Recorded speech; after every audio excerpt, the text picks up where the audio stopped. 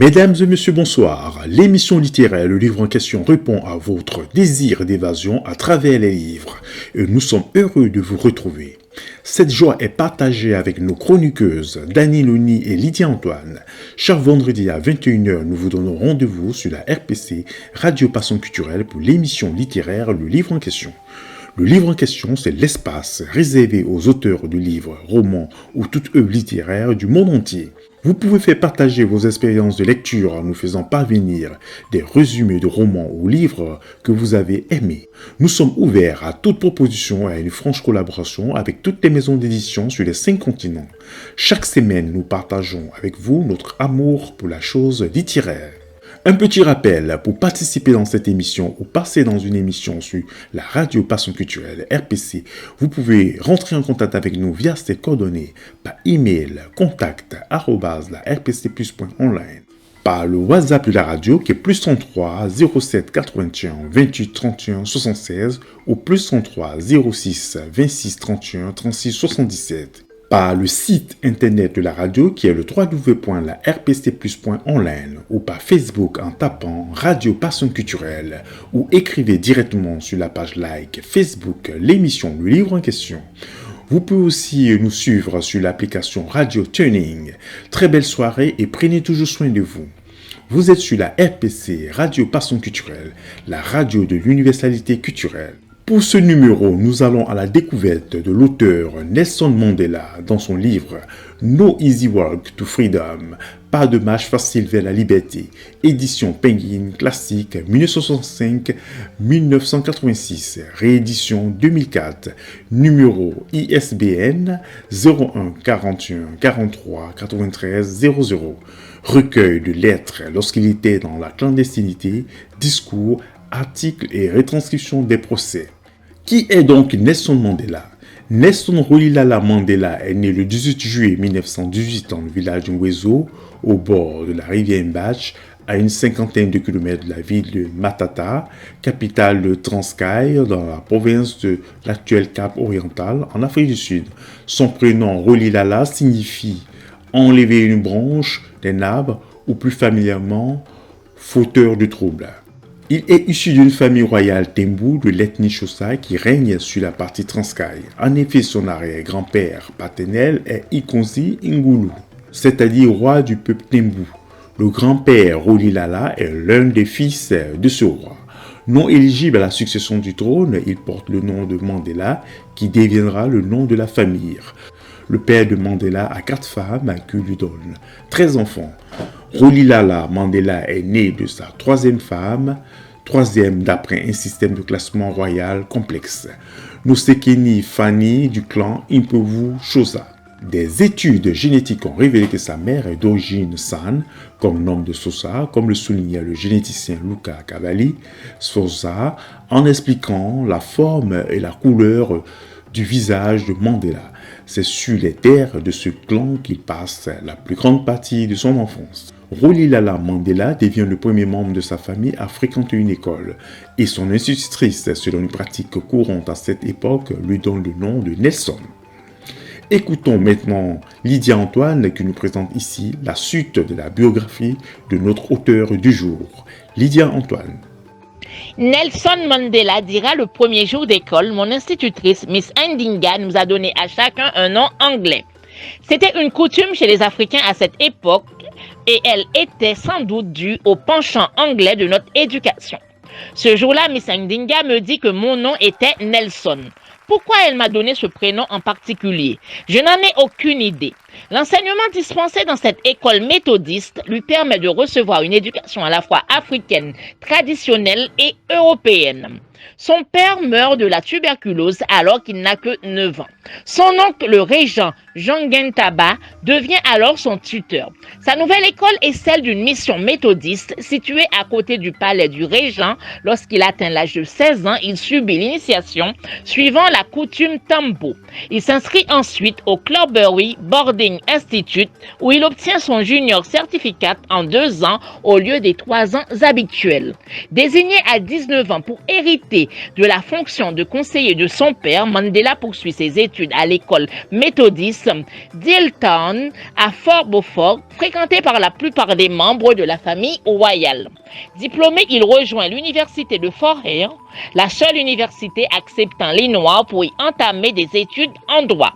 Il y rencontre Oliver Tambo qui devient son ami et collègue. Il découvre le nationalisme afrikaner. Certains disent qu'il n'est pas convaincu par le marxisme diffusé par le Parti communiste sud-africain, mais il y adhère et sera même membre du comité central du parti. Il adhère également à la doctrine de non-violence prônée par Gandhi. La mise en œuvre par Gandhi en Afrique du Sud même de la résistance non violente constitue ainsi une inspiration de premier ordre pour Nelson Mandela, mais aussi pour plusieurs générations de militants anti-apartheid qui y voient une méthode pour lutter contre l'oppression et le colonialisme. L'activité physique est importante pour lui. Il pratique entre autres la boxe et la course à pied, même si son niveau ne lui permet pas de participer à des compétitions. Dans son autobiographie, publiée bien plus tard, en 1994, il confie à propos de la boxe: « Je n'ai jamais été un boxeur exceptionnel. J'étais dans la division des poids lourds et je n'avais pas assez de puissance pour compenser mon manque de vitesse, ni assez de vitesse pour compenser mon manque de puissance. Mais la rigueur de l'entraînement, les exigences d'une pratique sportive et ses apports le satisfont. Je passais ma colère et ma frustration sur un punching ball, plutôt que de m'en prendre à un camarade ou même à un policier. » Dans son enfance, Nelson Mandela pratique la lutte Nguni.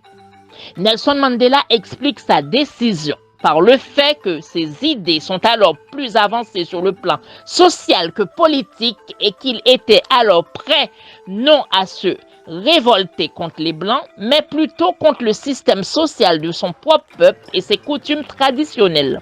À son arrivée dans la capitale économique du Transvaal, Nelson Mandela trouve un emploi de garde dans une mine, mais son employeur annule rapidement le contrat quand il s'aperçoit que Mandela est le fils adoptif en fuite du régent.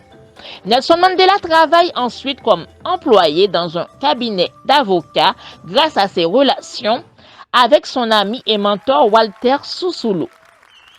Tout en travaillant, Nelson Mandela termine par correspondance sa licence à l'Université d'Afrique du Sud, puis commence ses études de droit à l'Université du Witwatersrand, où il rencontre de nombreux futurs militants anti-apartheid.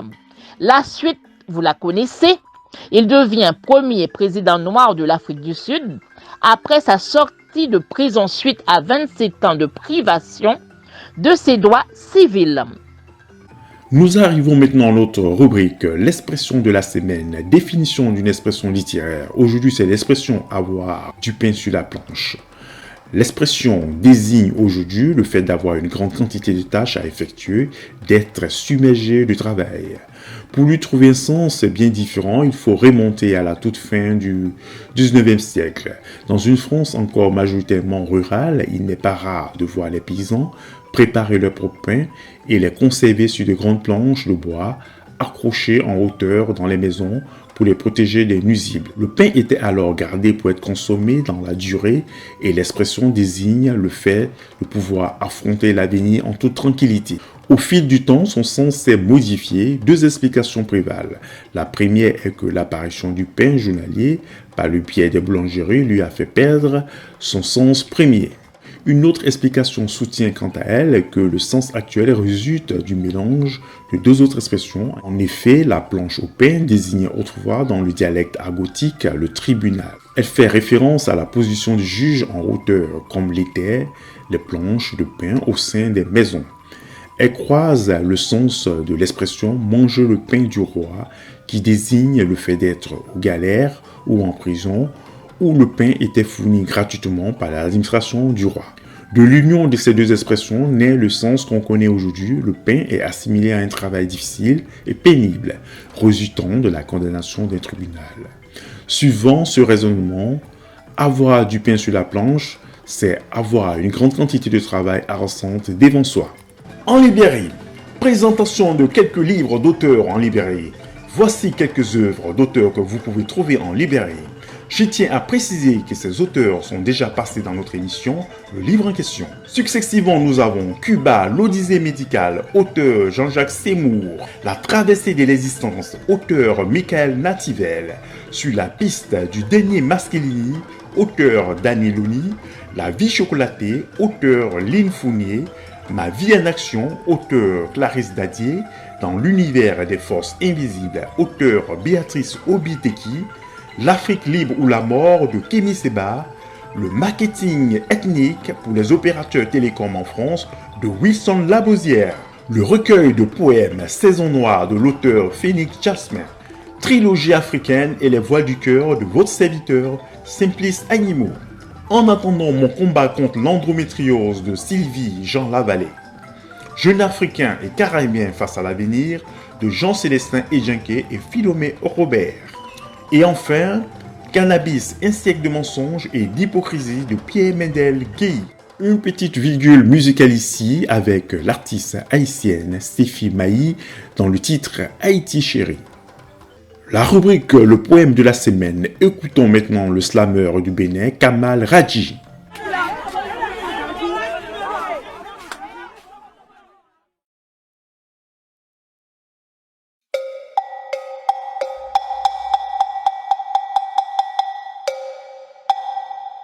Depuis 1960, mon pays va de vague en vague et divague. Un demi-siècle qu'on rentre dans le mur et le développement rend le largue. C'est vrai, c'est la faute à personne, car du béninois à l'africain, on attend que l'heure de Dieu sonne. How can I tell you that the life you live is not your own? Je ne t'apprends rien, c'est sûr, nous savons tous que la vie est dure. Excuse cette tête de slammer, elle pense qu'ici nous vivons dans une folie générale, que tout le monde est fou. Excuse-la aussi parce qu'elle pense que la surdité n'est pas seulement cette maladie où l'on a les oreilles bouchées parce que tout le monde est sourd. Ma jeunesse, son problème c'est swag is no question. Maybe Kadhafi is crazy, maybe it's not your problem. Faudrait peut-être penser à brûler le Yes Weekend, montrer le Yes Africa You Can't, afficher le Obama is dangerous. Mesdames, mesdemoiselles et messieurs, bienvenue dans la savane, l'Afrique. Ici, nous savons très bien quémander, oui, mes pères et moi, nous savons très bien demander de l'aide. Comment pouvons-nous penser que c'est parce qu'un noir est à la tête de la plus grande mafia du monde, de la plus grande puissance économique du monde, il allait penser à nous? L'Amérique a ses problèmes et ses intérêts, c'est tout. I would love to live in the country where you don't pay light and water. J'aimerais vivre dans un pays où l'on ne paye pas l'électricité et l'eau, où le litre d'essence est 55 francs, où la bourse de l'étudiant est 1647 €, soit le salaire d'un Français. My history teacher told me, your country is independent. But it's not true, parce que nous ne sommes même pas capables d'éteindre nos télés et d'allumer nos cerveaux, dira mon ami Giovanni. Dans mon pays, la tête qui pense, l'Union africaine, est appelée une tête folle. Je comprends pourquoi ce vieux président qui est pas beaucoup allé à l'école les a tous traités d'intellectuels tarés. Dans mon pays, l'heure de l'abrutissement, c'est 20h30, feuilleton. De Marimar à Ruby ou de la fille du jardinier à Yuri, on aura tout vu. Et ma jeunesse, Ma jeunesse, cette jeunesse qui devrait changer les choses, une partie d'elle traîne dans le wesh my nigga, viens pas me test, ouais je suis le best, but let me tell you my nigga, that this way is wrong. Tcho. Ici les gens se désolidarisent, nous vivons sans le savoir dans la plus belle des crises. And you can ask my friend what I'm saying. I say, do what you have to do and let's even do the remaining. Born black, they call me black man. But I'm not black in my heart. I'm not black in my mind. Adieu Thomas Sankara, parce qu'il a compris trop tôt ce qu'ils comprendront très tard. Ma jeunesse n'a plus de héros, n'a plus de modèle. À part ces vendeurs de sexe, hommes corrompus, vendus de leur race, qui traînent dans nos télés. Ils ne savent rien de Patrice Lumumba, de Thomas Sankara, de Nkwame Nkrumah, de Samori Touré. Mais cette jeunesse ne doit pas être une jeunesse de révoltés, mais une jeunesse de révolution. L'esprit est lumière, il a reçu la lumière sacrée. Noir de peau, oui, mais pas noir dans la tête. Blanc de peau, mais pas noir dans la tête. L'esprit doit conduire ma jeunesse à rendre possible aujourd'hui l'impossible d'hier. No limit generation. Vas-y, assume ta jeunesse. Enfoiré.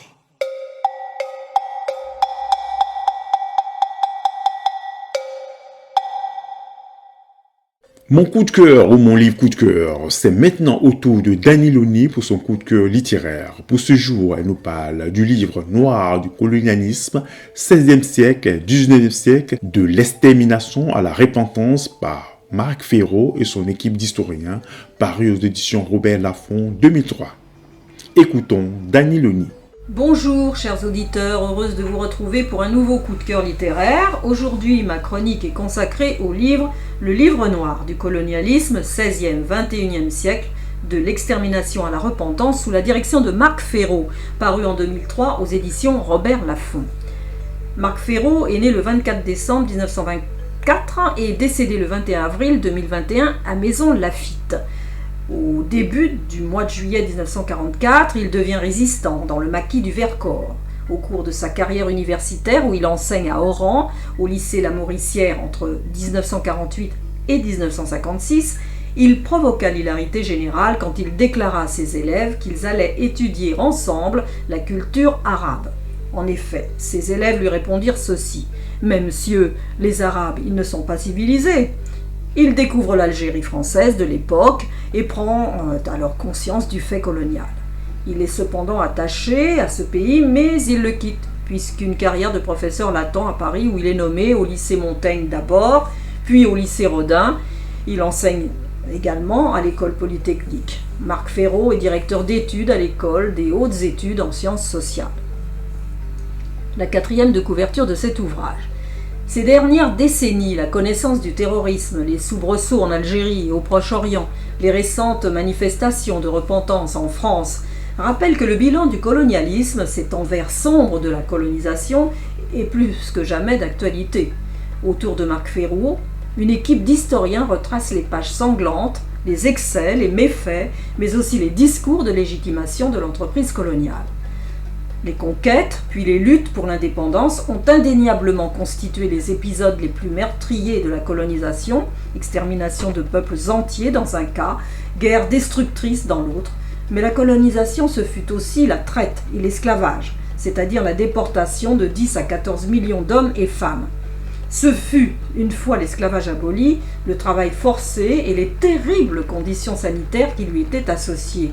Une exploitation économique, le 19e siècle industriel accéléra et systématisa. Et tout au long de ces épisodes, les nations conquérantes défendirent une idéologie qui, loin de cacher les excès commis, comme on veut bien le croire aujourd'hui, visait à les justifier. Mais on découvre aussi que les violences de la colonisation n'émanent pas seulement de l'Occident et qu'elles ont existé dans le monde arabe puis ottoman, que sous le vocable d'expansion territoriale.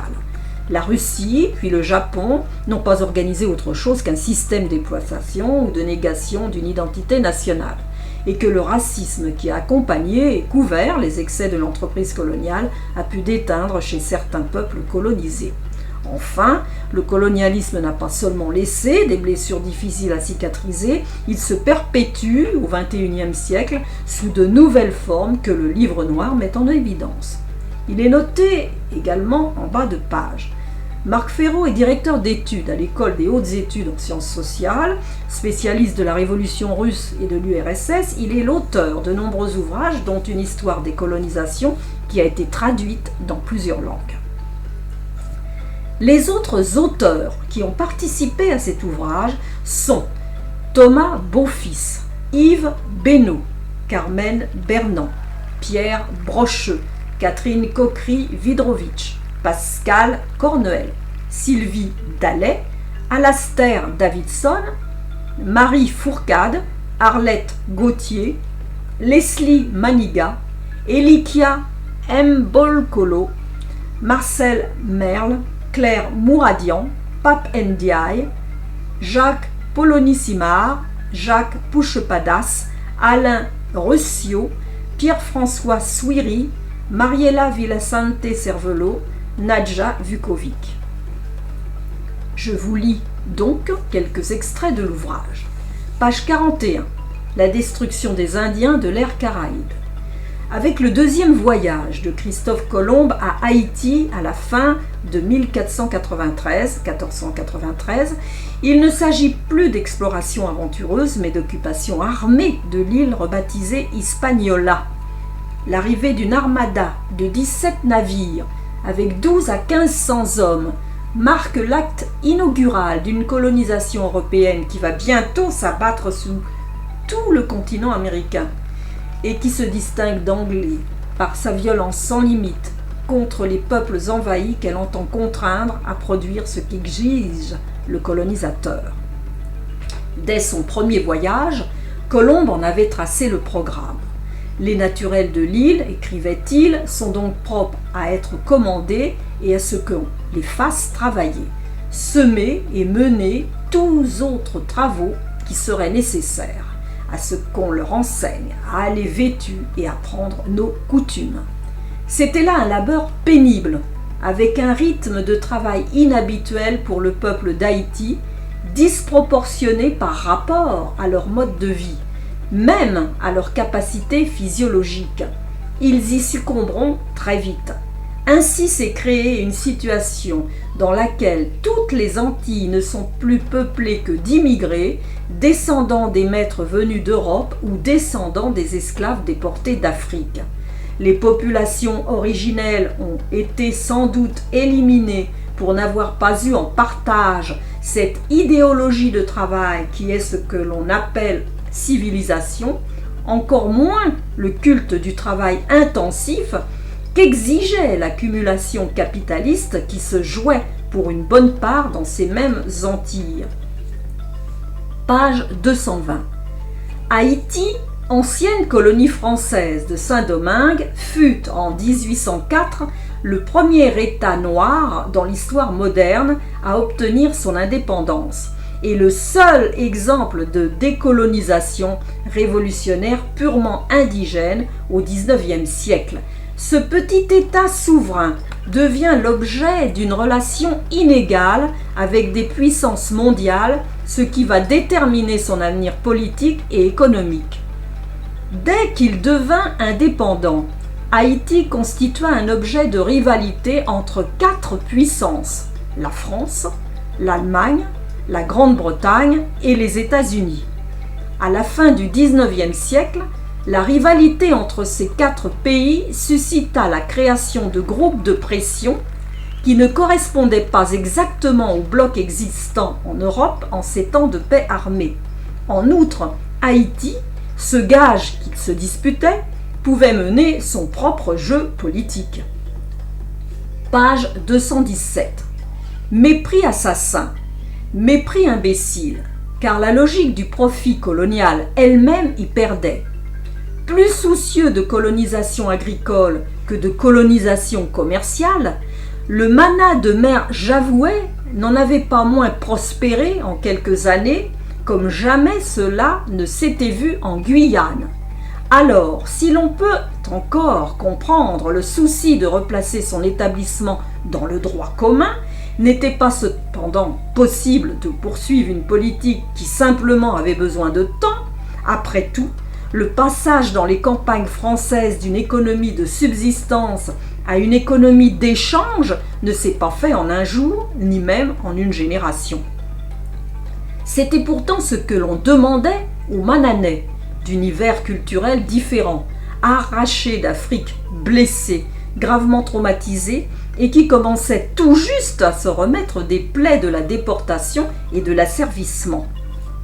Mon sentiment sur cet ouvrage. Ce livre est évidemment une référence historique. Il nous livre graduellement les génocides successifs des Amérindiens sur tout le continent américain, des peuples autochtones des Antilles et aborigènes australiens, la déportation des Africains et les épisodes des périodes esclavagistes, des années de colonisation par différents pays occidentaux.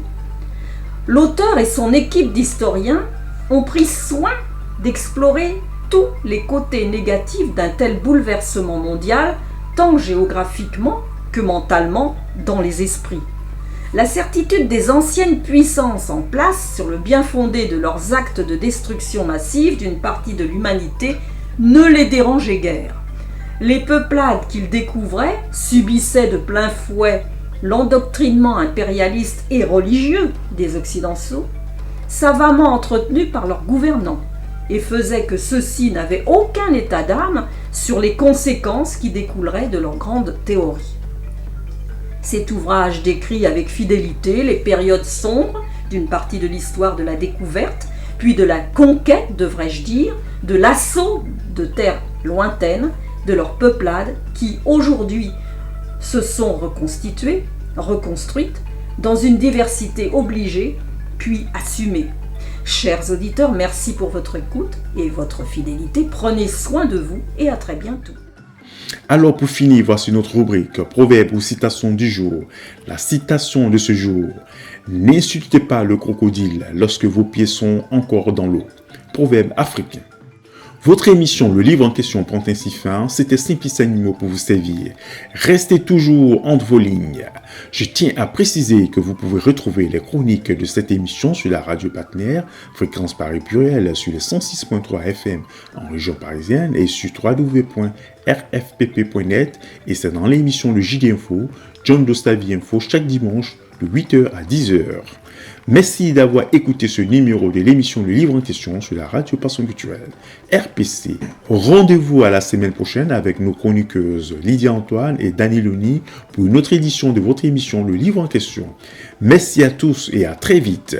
Pour rentrer en contact avec nous, c'est via ces coordonnées émission Le Livre en question, téléphone WhatsApp +33 06 26 31 36 77, RPC la radio Passion Culturelle par email contact@larpcplus.online, par le WhatsApp de la radio qui est le +33 07 81 28 31 76, ou par le site internet de la radio qui est le www.larpcplus.online, ou par Facebook en tapant Radio Passion Culturelle, ou passez nous voir dans nos studios qui se trouvent au 141 avenue de Vendôme à Issy-les-Moulineaux.